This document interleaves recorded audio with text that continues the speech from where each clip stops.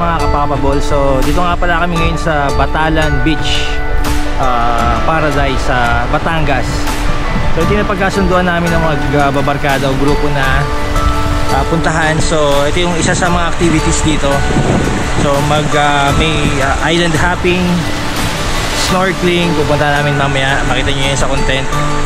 Then yung resort na pinuntahan namin, parang nasa 500, gumastos kami ng 1,000 each. So kasama na din yung gas, yung boat transfer, yung entrance, saka yung rent sa pinaka beach. Sa ngayon pinuntahan namin, kami lang talaga, parang nilentamin yung buong beach resort. So parang kami lang yung tao doon sa buong island. So maganda siya, white sand.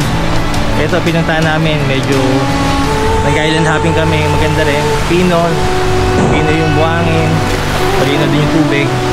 So maganda rin tong pinuntahan namin. So din sa campsite naman ng beach, goods din. Mga kapapaballs, follow and subscribe. Yo!